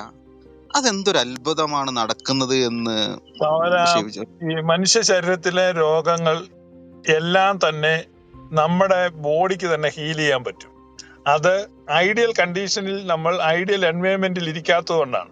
അപ്പൊ ഈ പ്രാർത്ഥന എന്നൊക്കെ പറഞ്ഞ് നമ്മൾ മാറി കുറെ സമയം ഇരുന്ന് കഴിഞ്ഞാൽ നിങ്ങൾക്ക് വരുന്ന രോഗങ്ങളിൽ 50% രോഗികളും ശരീരത്തിന്റെ സ്വയമായ രോഗപ്രതിരോധ ശക്തിയും ഹീലിംഗ് പവറും നമ്മുടെ ബോഡിയിൽ തന്നെയുണ്ട്. നിങ്ങൾക്കറിയാമോ, നമ്മുടെ ശരീരത്തിലെ കോശങ്ങൾ ചത്ത് പുതിയ കോശങ്ങൾ ഉണ്ടായിക്കൊണ്ടിരിക്കുകയാണ്. നമ്മുടെ ഓരോ അവയവവും പുനർനിർമ്മിക്കപ്പെട്ടുകൊണ്ടിരിക്കുകയാണ്. 21 ദിവസം കൊണ്ട് നമ്മുടെ മനുഷ്യ ശരീരം തികച്ചും പുതിയ ശരീരമായി മാറുന്നുണ്ട്. ഇത് എല്ലാ മനുഷ്യരിലും നടക്കുന്നുണ്ട്. ഈ എവരി 21 ഡേയ്സ് നിങ്ങളുടെ ശരീരം പുതുതാക്കപ്പെടുന്നുണ്ട്. അപ്പൊ നിങ്ങൾ അതിനോട് ഒന്ന് അലൈൻഡ് ആയിട്ട് ഒരു അറ്റ്മോസ്ഫിയർ വന്നു കഴിഞ്ഞാൽ ആ ഹീലിംഗ് പ്രോസസ്സ് ശരീരം വളരെ വേഗം ചെയ്യും. അതുകൊണ്ടാണ് രാത്രിയിൽ ഭക്ഷണം കഴിച്ചിട്ട് കിടക്കരുതെന്ന് പറഞ്ഞത്. കാരണം രാത്രിയിൽ ഭക്ഷണം കഴിച്ചു കഴിയുമ്പോൾ ബോഡിക്ക് ആ ഭക്ഷണം ദഹിപ്പിക്കാൻ വേണ്ടി ഊർജം സ്പെൻഡ് ചെയ്യേണ്ടി വരും. അതേസമയം രാത്രിയില് വയറ് കാലിയാണെങ്കിൽ എനർജി എന്ത് ചെയ്യും? എനർജി ബോഡി റിപ്പയർ ചെയ്യാൻ വേണ്ടി ഉപയോഗിക്കും. അപ്പൊ നമ്മുടെ ഉറക്കത്തിൽ ബോഡി റിപ്പയർ ആവും. അതുകൊണ്ട് വളരെ ഹെൽത്തി ആയി തീരും. അതുകൊണ്ടാണ് ഈ ജയിലുകളിലൊക്കെ 5 മണിയാകുമ്പോൾ ഭക്ഷണം കൊടുക്കുന്നത്. ഉറങ്ങാൻ പോകുന്നതിന് മുമ്പ് ഭക്ഷണം കഴിക്കരുത്. വയറ് കാലിയായിട്ട് കിടന്നാൽ നിങ്ങൾ ആരോഗ്യമുള്ളവനായി തീരും, നിങ്ങളുടെ ബോഡിയെ ഹീൽ ചെയ്യാൻ പറ്റും എന്നൊക്കെയുള്ള തത്വം അതാണ്. അപ്പൊ അതിന് പ്ലാസിബോ എഫക്ട് എന്ന് പറയും. പ്ലാസിബോ എഫക്റ്റിൽ ബോഡി തന്നെ നിങ്ങളെ ഹീൽ ചെയ്യുന്നുണ്ട്. പിന്നെ നമ്മുടെ മനസ്സൊക്കെ ഒത്തിരി സ്വതന്ത്രമാകുകയും പിന്നെ ഒരാളുടെ സാന്ത്വന വചനങ്ങളും ആശ്വാസ വചനങ്ങളും ഒക്കെ കേൾക്കുമ്പോൾ തന്നെ ധൈര്യമുണ്ടാകും. കാരണം സൈക്കോ സൊമാറ്റിക് എന്നാ പറയുന്നത്. ഈ മനുഷ്യന്റെ ഈ ഹാർഡ്വെയർ സോഫ്റ്റ്വെയറും, ഇപ്പൊ ഹാർഡ്വെയറിൽ വരുന്ന ചില തകരാറുകള് കമ്പ്യൂട്ടറായിട്ട് പരിചയമുള്ളവർക്ക് അറിയാം. ഈ സോഫ്റ്റ്വെയറിൽ അത് റിപ്പയർ ചെയ്യുന്ന കാണാം. സോഫ്റ്റ്വെയർ ഫിക്സ് ചെയ്യുമ്പോൾ ഹാർഡ്വെയർ ഫിക്സ് ആവും. അതുകൊണ്ട് മനസ്സിന് ശാന്തതയും സമാധാനവും സന്തോഷവും ഒക്കെ വരുമ്പോൾ ഒരുപാട് രോഗലക്ഷണങ്ങളും രോഗങ്ങളും ഒക്കെ അപ്രത്യക്ഷമാവും. അപ്പൊ ഇതൊക്കെയാണ് ഇത്തരത്തിലുള്ള സമ്മേളനങ്ങളിലും ഒക്കെ നടക്കുന്നത്. ഒരാത്മധൈര്യം വരികയാണ്. അപ്പൊ തന്നെ ഒരു 80% രോഗലക്ഷണം പമ്പ കിടക്കും. ഇതിനെയൊക്കെ ഇവന്റെ രോഗശാന്തി ശുശ്രൂഷയാണ് എന്ന് പറഞ്ഞ് ക്രെഡിറ്റ് എടുക്കുകയാണ്. ഒരിക്കലും ഒരു യഥാർത്ഥ രോഗിയെയും ഇവരാരും സുഖപ്പെടുത്തുന്നില്ല. ഇതൊക്കെ സ്വാഭാവികമായിട്ടും അവിടെ പോയില്ലെങ്കിലും നടക്കുന്ന കാര്യങ്ങളൊക്കെ തന്നെയാണ് ഈ നടക്കുന്നത്. പിന്നെ അതൊരു വലിയ ബിസിനസ് ആണ്, വലിയൊരു മാഫിയയാണ്. പിന്നെ ആളുകൾക്ക് സ്വതവേ ഉള്ള ദൈവപേടി കാരണം ഇനി ഇതിനെതിരായിട്ട് വല്ലതും പറഞ്ഞാൽ ദൈവം കോപിക്കുമോ, നാളെ ഇതേ രോഗം എനിക്ക് വരുമോ, എനിക്ക് അപകടം വരുമോ, ഞാൻ മരിച്ചു പോകുമോ, ഇങ്ങനെയൊക്കെയുള്ള വലിയ ഭീതി ഉള്ളത് കൊണ്ട് ആരും അറിവുള്ളവരും ഇതിനെതിരെ ഒന്നും വായ തുറക്കാൻ പോകുന്നില്ല. അതാണ് ഇതിന്റെ സംഭവം. അതുകൊണ്ട് അതിനകത്തൊന്നും വലിയ അർത്ഥമൊന്നുമില്ല. ദൈവം നിങ്ങൾക്ക് മനോഹരമായ ഒരു ജീവിതവും അത്ഭുതകരമായ ഒരു ശരീരവും നൽകിയിട്ടുണ്ട്. നിങ്ങൾ അതിൽ നന്ദിയുള്ളവനായിട്ട് നിങ്ങൾക്ക് അവശേഷിച്ചിരിക്കുന്ന കാലം സന്തോഷവും സമാധാനമായിട്ട് ജീവിക്കാൻ നോക്കുക. അത്രേ ഉള്ളൂ. പക്ഷെ അങ്ങനെയാണെങ്കിൽ പിന്നെ ഈ പറയുന്ന കത്തോലിക്ക സഭക്കാര് നടത്തുന്ന അല്ലെങ്കിൽ മറ്റുള്ള പെന്തക്കോസ്ത് സഭക്കാര് നടത്തുന്ന ഒരുപാട് സഭക്കാര് നടത്തുന്ന ദൈവവചന പ്രഘോഷണവും മറ്റേ രോഗശാന്തി ശുശ്രൂഷ എന്നൊക്കെ പറയുന്ന ആളുകൾ പോയിട്ട് അവര് സാക്ഷ്യങ്ങൾ പറയുന്നുണ്ട്. എന്റെ വയറ്റിലെ മുഴ മാറി, ക്യാൻസർ മാറി, കുഞ്ഞുങ്ങൾ ഉണ്ടായി, കാലൊടിഞ്ഞത് ശരിയായി, നെഞ്ചിലെ മുഴ, ഇങ്ങനെയൊക്കെ പറയുന്ന രീതിയിലൊക്കെ ഈ അത്ഭുത പ്രവൃത്തികൾ നടന്നതായിട്ട് ഒത്തിരി പേര് സാക്ഷ്യം പറയും, തെളിവുകളൊക്കെ കാണിക്കുകയും ചെയ്യുമ്പോൾ നെഞ്ചിലെ മുഴ 2 അവിടെ വേണ്ടത് അതൊന്നും മാറ്റിക്കളയല്ലേ. നിങ്ങൾ ആദ്യം കേക്ക്, നിങ്ങൾ ശ്രദ്ധിക്ക്. ഇതെല്ലാം ഈ പിന്നെ പ്ലാവല പോലീസ് എന്ന് പറഞ്ഞ് ഞങ്ങളൊക്കെ കുഞ്ഞിലെ കളിക്കുമായിരുന്നു. പ്ലാവല കൊണ്ട് ഒരു തൊപ്പി ഉണ്ടാക്കും. പണ്ടത്തെ കേരള പോലീസിന്റെ തൊപ്പി കണ്ടിട്ടുണ്ടാവും, കൂന്തൻ തൊപ്പിയാണ്. എന്റെയൊക്കെ കുഞ്ഞുനാളിൽ ഈർക്കിൽ വെച്ച് പ്ലാവല കൊണ്ട് ഇങ്ങനെ തൊപ്പി ഉണ്ടാക്കി ഞങ്ങളൊക്കെ പോലീസ് കളിക്കുമായിരുന്നു. എന്ന് പറഞ്ഞ പോലെ ഈ കത്തോലിക്ക കരിസ്മാറ്റിക്കാരും പെന്തക്കോസുകാരും ഒക്കെ പ്ലാവല പോലീസ് കളിക്കുന്ന ബൈബിളിലൊക്കെ കാണാൻ യേശു ഇങ്ങനെ വന്നു, ആള് കൂടി രോഗി. അപ്പൊ ഇതുമാർക്കും ഇതൊരു ആഗ്രഹം. അത് ചുമ്മാ ഇങ്ങനെ മിമിക്ക് പോലെ ചെയ്യുന്ന വല്ല രോഗിയും സൗഖ്യമാകുന്നുണ്ടോ? ഒന്നുമില്ല. അപ്പൊ ഇവരുടെ യോഗത്തിലേക്ക് ഒരു ശവമായിട്ട് നിങ്ങൾ ഉയർപ്പിക്കണമെന്ന് പറ. അപ്പൊ ഇത് ഒറിജിനൽ അല്ല സഹോദര. ഇപ്പൊ തന്നെ ഞാൻ പറയാം, കഴിഞ്ഞ നമ്മുടെ ഈ ഇദ്ദേഹമുണ്ട്, ഷൈൻ ടോം ചാക്കോ എന്ന് പറഞ്ഞൊരു സിനിമാ നടനുണ്ട്, താങ്കൾക്കറിയോ? ഒരു മലയാളത്തിലെ ഒരു നടനാണ്. ഇങ്ങേര് ഒരു സിനിമയ്ക്ക് വേണ്ടി പോലീസിന്റെ വേഷം കെട്ടി വഴി നിൽക്കുമ്പം ഒരു ബൈക്കിലെ 2 പിള്ളേര് വന്നിട്ട് ഒറിജിനൽ പോലീസ് അന്നോർത്ത് പേടിച്ച് പോയി ഉരുണ്ട് വീണ് പരിക്ക് പറ്റുമെന്ന് പറഞ്ഞ് പത്രത്തിൽ വാർത്ത ഉണ്ടായിരുന്നു 2 മാസം മുമ്പ്. ഇവൻ അവിടെ കണ്ട് ഷൂട്ടിങ്ങിനെ കണ്ട് നിന്ന്. അപ്പൊ അങ്ങനെയൊക്കെ ഉണ്ടാവും. ഇതൊന്നും ഒറിജിനൽ അല്ല. അവർക്ക് മനസ്സിലായില്ല. മനസ്സിലായിരുന്നു അവിടെ ഇറങ്ങി നിന്ന് അവനോട് ഒരു സെൽഫി ഒക്കെ എടുത്ത് അങ്ങ് പോകേണ്ട കാര്യമുള്ളൂ. അവൻ ടിക്കറ്റ് ഒന്നും കൊടുക്കാൻ നിൽക്കുന്നല്ല. പട്ടിണി എടുക്കേണ്ടി വരുമല്ലോ. ആളുകളെ ശരിക്കും വഞ്ചിച്ചുകൊണ്ടിരിക്കുകയല്ലേ എന്നാണ് എന്റെ ഒരു ചോദ്യം. ഇത് എന്താ ഇത് പറയുന്നേ സഹോദര സേനാപതി? കേൾക്കുന്നുണ്ട്. അതായത് എല്ലായിടത്തും വിയറ്റ്നാം പ്ലാവ് ആയിട്ടില്ല. ചിലര് ഈ വലിയ പ്ലാവിലൊക്കെ ചക്കയിടാൻ കയറി തെന്നി വീണ് നടുവൊടിഞ്ഞ് തളർന്നു കിടക്കുന്നവരൊക്കെ ഉണ്ട്. നമുക്ക് ഈ പ്ലാവ് എല്ലായിടത്തും പ്രചരിപ്പിക്കണം കേട്ടോ. ഇത്രയേ ഉള്ളൂ. ഇപ്പൊ എല്ലാം ഓക്കെ ആവും. അതല്ല സേനാപതി, നിങ്ങൾക്കിപ്പോ ഓൾറെഡി നിങ്ങൾ ഇവിടെ അഡ്മിറ്റ് ചെയ്തല്ലോ. ഇപ്പൊ നമ്മൾ വേറെ ഹോസ്പിറ്റലിനെ പറ്റി അവരവിടെ വൃക്ക ബിസിനസ് നടത്തുന്നു, കിഡ്നി ബിസിനസ് നടത്തുന്നു, ഇതൊന്നും പറയേണ്ട കാര്യമില്ലല്ലോ. നിങ്ങളിപ്പോ ഇവിടെ ഒരു ട്രിപ്പ് ഇട്ടോടെ കിടന്ന് നാളെ രാവിലെ നമുക്ക് കറക്റ്റ് ആവും. അല്ല, അങ്ങനെയാണെങ്കിൽ ശിവ പാസ്റ്റർ ഒരു സംശയം, ഒറ്റ ചോദ്യം കൂടി. ഞാൻ രാത്രി ചൊല്ലേണ്ട പ്രാർത്ഥന എന്തുവാ ശരിക്കും? നിങ്ങൾ രാത്രി ചൊല്ലണ്ടേ പ്രാർത്ഥനയോ? എല്ലാ ദിവസവും ഒരു പ്രാർത്ഥന ചൊല്ലണ്ടേ? കത്തോലിക്കരുടെ പിന്നെ സ്വർഗസ്ഥനായ പിതാവ് ചൊല്ലണോ, അതോ 91 സങ്കീർത്തനം ചൊല്ലണോ, ഇനി 84 സങ്കീർത്തനം ചൊല്ലണോ? എന്താ കത്തോലിക്കന്റേതല്ല. സ്വർഗസ്ഥനായ പിതാവ് യേശു ക്രിസ്തു പഠിപ്പിച്ച പ്രാർത്ഥനയാണ്. അത് ചൊല്ലിയാൽ മതിയെന്ന് കർത്താവ് പറഞ്ഞിട്ടുണ്ട്. അധിഭാഷണം ഒന്നും വേണ്ട, ഇത് മതിയെന്ന് അവിടെ എഴുതി വെച്ചിട്ടുണ്ട്. അപ്പൊ അതൊന്നും ചൊല്ലിയാൽ കിടന്നാ മതി. നിങ്ങൾക്ക് നല്ല മനസ്സുണ്ട വേണേ ഒരു കൃപാർജനയും കൂടെ ചൊല്ലാം. മനസ്സിലായോ? സ്വർഗസ്ഥനായ പിതാവേ itself is more than enough. പക്ഷെ അങ്ങനെയാണെങ്കിൽ ഈ ജപമാലയുടെ ഒരു പ്രാധാന്യത്തെ കുറിച്ച് പറയാവോ ചേട്ടാ? പറഞ്ഞുതരാവോ ഈ ജപമാലയുടെ പ്രാധാന്യം എന്ന് പറഞ്ഞാൽ ഈ തൊട്ടിയും കയറിന്റെയും പ്രാധാന്യം നിങ്ങൾക്ക് അറിയോ? ഇന്ന് കേരളത്തിൽ ആരെങ്കിലും തൊട്ടിയും കയറിനും വല്ല പ്രാധാന്യം കൊടുക്കുന്നുണ്ടോ? എല്ലായിടത്തും പൈപ്പല്ലേ. അപ്പൊ ചിലർക്ക് ഇപ്പോഴും കോരി എടുക്കണമെന്ന് വെച്ചാൽ കോരട്ടെ. ഇപ്പൊ നിങ്ങൾക്ക് എന്താ പ്രശ്നം? എനിക്കിപ്പോ കോരാനൊന്നും താല്പര്യം. സേനാപതി കയറി വെച്ചാണോ വെള്ളം കോരുന്നോ? ഇപ്പോഴും കോരുന്നുണ്ടോ? ഇപ്പം കോരുന്നില്ല, ഇപ്പൊ നിങ്ങള് മോട്ടറാണ്. അതിനാ ഒരു പ്രാധാന്യം. നിങ്ങളുടെ അപ്പനും നിങ്ങളുടെ അപ്പൂപ്പനും ഒക്കെ കോരുന്നില്ല. അതിനാ നിനക്കല്ലടാ കോരി തന്നെ. എന്നാ കോരാൻ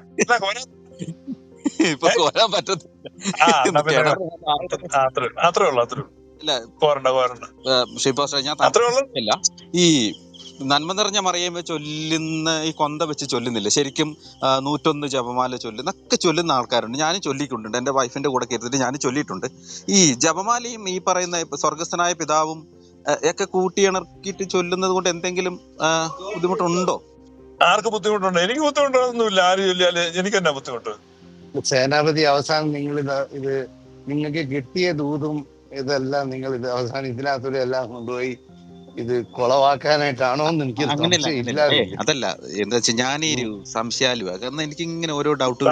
നിങ്ങൾ അതൊന്നും ചൊല്ലണ്ട. നിങ്ങൾ അതിന്റെ കാര്യമൊന്നുമില്ല. നിങ്ങളോട് ആരും കൊന്തയല്ല എന്ന് പറഞ്ഞിട്ടൊന്നുമില്ല. വേറെ പണിയൊന്നും. അപ്പൊ ഈ സഭക്കാരി ജപമാല, കൊന്ത ജപമാല ഇതിങ്ങനെ കൊണ്ടു നടക്കുന്നതിന്റെ കാരണം എന്താ? അതും ഈ പറയുന്ന പോലത്തെ മറ്റേ മലേഷ്യൻ പ്ലാവ് കിട്ടാത്തത് കൊണ്ടാണോ? അത്രേ ഉള്ളൂ. അത് തന്നെ കാര്യം. മനസ്സിലായോ? എങ്ങും കാണാൻ ഞാൻ ചോദിക്കട്ടെ, നിങ്ങൾ ഈ തമിഴ്നാട്ടിൽ നിന്നൊക്കെ അറവുമാടിനെ ഈ ലോറിയല് വലിയ വേലി കെട്ടിവെച്ച് കൊണ്ടുവരുന്ന കണ്ടിട്ടുണ്ടോ? വേഗം പറ സഹോദര, മറുപടി പറ. നല്ല ബാക്കി പറ. ഒരു വട്ടം കൂടെ ഒന്ന് ചോദിച്ചേ. ഈ അറവുമാടുകളെ ലോറിയെ കെട്ടിട്ട് വേലി കെട്ടി ഇങ്ങനെ കൊണ്ടുവരുന്നുണ്ടോ? 3 ചുറ്റും ഇങ്ങനെ വേലി പൊക്കി കെട്ടിയിട്ട് അതിനകത്ത് കന്നുകാലി ഇട്ടോണ്ട് വരുന്ന കണ്ടിട്ടുണ്ടോ ലോറിയെ? കണ്ടിട്ടുണ്ട് ഇഷ്ടം പോലെ.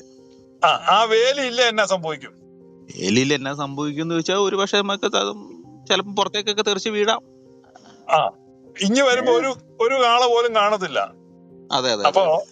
അപ്പൊ ഈ നിങ്ങൾ ഈ പറമ്പിൽ കൂടെ മേഞ്ഞ് നടക്കുന്ന പശുവിന്റെ കാളയുടെ അടുത്ത് എന്ന് പശു ചേട്ടാ നിങ്ങളുടെ അടുത്ത് എന്താ വേലി ഇല്ലാത്തെന്ന് ചോദിക്കൂ? ആരോടാ ഇപ്പൊ ചോദിക്കുക?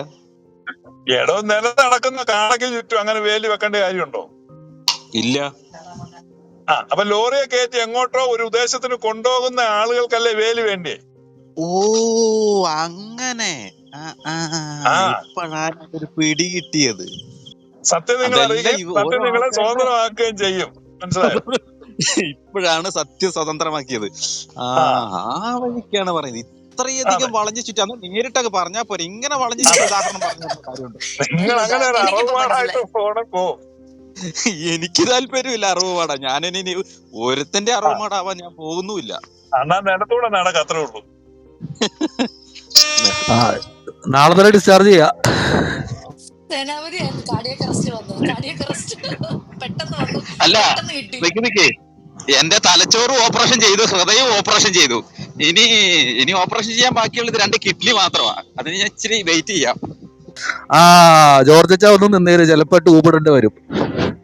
സേനാപതിക്ക് അത്രയെങ്കിലും കിട്ടി. ഇവിടെ വൃക്കയില്ല, തലയില്ല, ഹാർട്ടും ഇല്ലാതെ 10-15 വർഷം കൊണ്ട് ആൾക്കാർ ഇങ്ങനെ ഓടുവോ സേനാപതിക്ക് ഇത്രയും ട്രീറ്റ്മെന്റ് കിട്ടിയില്ലേ? അതെ, സംഭവം എന്ന് വെച്ച് കഴിഞ്ഞാൽ എനിക്ക് ഈ ചില റൂമുകളില് പിന്നെ എന്നെ പോലുള്ള ആളുകളൊക്കെ കയറി ഇങ്ങനെ നമ്മൾ എന്തെങ്കിലും സംസാരിക്കാൻ വരുമ്പോഴില്ലേ അപമാനിച്ചു വിടുന്ന രീതിയിൽ ഒത്തിരി എനിക്ക് കിട്ടിയിട്ടുണ്ട്. ഞാൻ മിക്കവാറും ഷിബു പാസ്റ്റർ അറിയാം, ഞാൻ ചില ബൈബിൾ വചനങ്ങളൊക്കെ ആയിട്ട് വരുമ്പോ സേനാപതി അത് അങ്ങനെയല്ല, അത് ഇങ്ങനെയല്ല, അത് നിങ്ങൾ സംസാരിക്കുന്ന അവസരമല്ല, ഇത് വിഷയം വേറാണെന്നൊക്കെ പറഞ്ഞ ഒത്തിരി. പക്ഷെ ഇന്ന് എനിക്ക് ഇതിനുള്ളൊരു അവസരം ഒരുക്കി തന്നത് നമ്മുടെ കിട്ടുണ്ണിയാണ്. അദ്ദേഹത്തിന് ഒത്തിരി താങ്ക്സ് ഉണ്ട്. എന്നോട് പറഞ്ഞു, സേനാപതി ഇന്ന് 1.5 മണിക്കൂറോളം സമയമുണ്ട്, ഷിബു പാസ്റ്റർ ഫ്രീ ആയിട്ട് വന്നതിന് ശേഷം ഒത്തിരി കാര്യങ്ങൾ ചോദിക്കാം. അതുപോലെ ഒരു അവസരം ഇന്ന് കിട്ടി. എന്റെ ജീവിതത്തിൽ മറക്കാൻ പറ്റാത്ത ഒരു അവസരമാണ്, ഒരു അറിവാണ്. പക്ഷെ ഞാനൊരു കാര്യം പറയട്ടെ സേനാപതി, നമ്മുടെ പ്രിൻസുമായിട്ടുള്ള ചോദ്യമല്ലേ ഏറ്റവും നല്ലതല്ലേ? ആ ഒരു സെഷനല്ലേ സേനാപതിക്ക് നല്ലതായത്? സത്യത്തിൽ പ്രിൻസിനോടും കൂടെ നന്ദി പറയാം.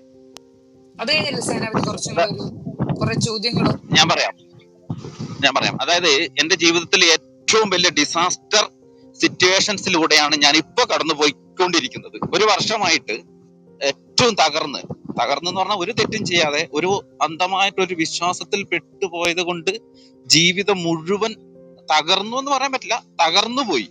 പിന്നീട് ഞാൻ പറഞ്ഞില്ലേ, നിരീശ്വരവാദത്തിലേക്കും യുക്തിവാദത്തിലേക്കും മറ്റു മേഖലകളിലേക്ക് കടന്ന് ബൈബിളിനെ കുറിച്ച് പഠിക്കുകയും നിരീശ്വരവാദത്തെ കുറിച്ച് പഠിക്കുകയും അങ്ങനെ പല മേഖലകളിലേക്ക് കടന്നു ചെന്ന് കുറെ കാര്യങ്ങൾ മനസ്സിലാക്കിയതിന് ശേഷം എനിക്ക് തോന്നി ഒരു മാറ്റം വേണം. എന്താണ് സത്യം, എന്താണിത്? നമ്മുടെ യേശുക്രിസ്തുവിനെ കുറിച്ച് ഞാൻ ഒത്തിരി, ഇപ്പോഴും യേശുക്രിസ്തുവിനെ ഞാൻ ഒരിക്കലും പോലും തെറ്റായി ഞാൻ പറഞ്ഞിട്ടില്ല. അതിന്റെ ഒരു സൂപ്പർ നാച്ചുറൽ പവർ എങ്ങനെ നമ്മുടെ ഉള്ളിലേക്ക് വരുന്നു, എങ്ങനെ ഈ ദൈവത്തിന്റെ ഈ പറയുന്ന എൻകൗണ്ടർ നമ്മുടെ ജീവിതത്തിലേക്ക് കടന്നു വരാൻ സാധ്യത എങ്ങനെ എന്നതിനെ കുറിച്ചൊക്കെ ഞാനൊന്ന് ആലോചിച്ച് അപ്പൊ എനിക്കിങ്ങനെ ഒരുപാട് വചനങ്ങൾ, ബൈബിളിനകത്തിന് ഒത്തിരി വചനങ്ങൾ ഞാൻ വായിക്കും. ഞാനത് പല റൂമുകളിൽ ഈ പറയുന്ന പോലെ ചാറ്റിലൊക്കെ ഇട്ടിട്ട് ഞാൻ ചോദ്യങ്ങൾ ചോദിക്കും. ഒന്നിക്കൽ ഈ ബൈബിൾ വചനങ്ങൾ വ്യാഖ്യാനിച്ച് തരാൻ പറ്റിയ അതോറിറ്റി ആരാണെന്ന് പോലും എനിക്ക് മനസ്സിലായിട്ടില്ല. ചില ആളുകൾ അവരുടേതായ രീതിയിൽ അത് വ്യാഖ്യാനിക്കുന്നു, ചില ആളുകൾ പിന്നെ അതൊക്കെ പോട്ടെ. ഹൃദയം നുറങ്ങിയവർക്ക് ജി സമീപസ്ഥനാണെന്നല്ലോ പോയിട്ടിരിക്കാം. അപ്പൊ ഏകദേശം കാര്യങ്ങളൊക്കെ എനിക്കിപ്പോ ഏകദേശം മനസ്സിലായി തുടങ്ങി. അപ്പം ഇത്ര നേരം എനിക്ക് വേണ്ടി സമയം ചെലവഴിച്ച CPR ലോഞ്ചിലെ എല്ലാ അഡ്മിന്മാർക്കും ഗ്രൂപ്പിലെ ആസ്ഥാന മെമ്പർമാർക്കും എൻ്റെ നന്ദി.